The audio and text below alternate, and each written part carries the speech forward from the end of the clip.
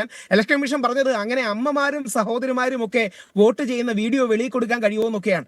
അപ്പൊ അതിന്റെ പ്രശ്നം എന്ന് പറഞ്ഞാൽ പഴയ തമിഴ് സിനിമകളിലെ വിജയുടെ ഡയലോഗ് പോലെയാണ് തോന്നി. വിജയ് എനിക്ക് ഇഷ്ടമാണ്, അത് വേറെ. അതായത് ഈ അമ്മാപ്പങ്ങൾ സെന്റിമെന്റ്സ് ഒക്കെ പറയുന്നത് അത് വളരെ ആ വാദത്തിന്റെ ദുർബലതയുടെ ആഴം വെളിവാക്കുന്ന ഒരു കാര്യമാണ്. ഇത് ഇല്ലെന്ന് പറഞ്ഞിട്ട് കാര്യമില്ല. ഇതിന് ഇടതുപക്ഷവും വലതുപക്ഷവും മധ്യമൊന്നുമില്ല.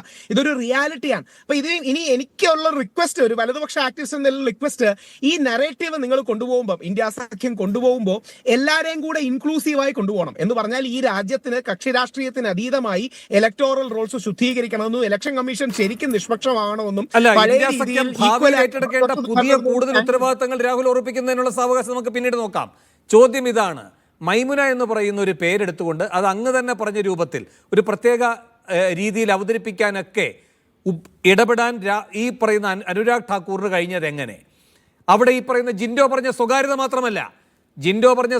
മാത്രമല്ല, ഞാനത് ആവർത്തിക്കുന്നില്ല, ഒരു സമുദായത്തെ, ഒരു ന്യൂനപക്ഷ സമുദായത്തെ ഒരു കുറ്റവാളി സമൂഹമായി എന്തും ചെയ്യുന്ന ഒരു കൂട്ടരായി ചിത്രീകരിക്കാൻ തെരഞ്ഞെടുപ്പ് കമ്മീഷന്റെ ആധികാരിക രേഖ കൂടി എടുത്തുകൊണ്ട് അത് ആയുധമാക്കുക എന്ന് പറയുന്ന ഇരട്ട പ്രഹരമാണ് സംഭവിച്ചിരിക്കുന്നത്.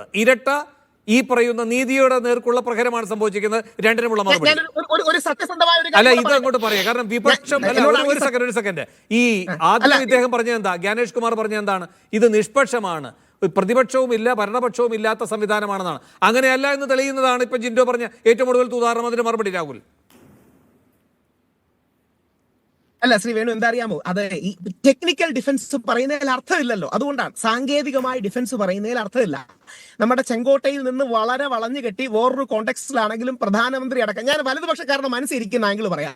ഇത് ശരിയോ തെറ്റോ എന്നുള്ളത് പ്രേക്ഷകർ തീരുമാനിക്കട്ടെ. ഇതിന്റെ ആംഗിൾ എന്ന് പറഞ്ഞാൽ ഡെമോഗ്രാഫിക് ചേഞ്ചിനെ അതിശക്തമായി നേരിടുമെന്ന് പ്രധാനമന്ത്രി റെഡ് ഫോർട്ടിൽ നിന്ന് പറഞ്ഞു. പക്ഷെ വലിയ ശ്രദ്ധ കിട്ടിയില്ല. അതിന്റെ പോലും വളഞ്ഞുള്ള അർത്ഥമെന്ന് പറഞ്ഞാൽ, മൈമുനയുടെ സ്ഥാനം എടുത്ത് വളഞ്ഞു പറയുന്നതിന്റെ അർത്ഥമെന്ന് പറഞ്ഞാൽ, ഈ വലതുപക്ഷക്കാർക്ക് ഇൻഡയറക്റ്റ് ആയിട്ടൊരു മെസ്സേജ് കൊടുക്കുകയാണ്. ഡോഗ് വിസിൽ എന്നാണ് ഇതിനെ രാഷ്ട്രീയത്തിൽ പറയുക. ആ ഡോഗ് വിസിൽ എന്ന് പറഞ്ഞാൽ ഒരുപാട് ബംഗ്ലാദേശി മുസ്ലിങ്ങൾ എന്ന് പറഞ്ഞാൽ ഒരുപാട് അനർഹരായ ന്യൂനപക്ഷത്തിൽപ്പെട്ട പല ആൾക്കാരും ഇതിൽ കടന്നുകൂടിയിട്ടുണ്ട്.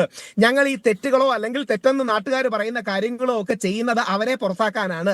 ഇതിൽ തെറ്റാണെങ്കിലും അതിന്റെ പിന്നിൽ ഞങ്ങൾക്കൊരു ന്യായമുണ്ട് എന്ന് പറയാതെ ഡോഗ് വിസിലാണ് മോദിജി അടക്കം ഇത് നിർത്തിയത്. പക്ഷെ മോദിജിയുടെ ആ പ്രസ്ഥാനം അത്രയൊന്നും ചർച്ച ചെയ്യപ്പെട്ടില്ല. ഇതാണ് ഇതിന്റെ സത്യം. പക്ഷെ ഇത് എനിക്ക് എന്റെ കൂടെ നിൽക്കുന്ന വലതുപക്ഷ സുഹൃത്തുക്കളോട് പറയാനുള്ളത്, BJP ജയിച്ചാലും കോൺഗ്രസ് ജയിച്ചാലും CPM ജയിച്ചാലും നമ്മുടെ ഇലക്ഷൻ സംവിധാനം ജയിക്കണമെന്നുള്ളൊരു നിശ്ചയദാർഢ്യം നമ്മൾ എടുക്കണം.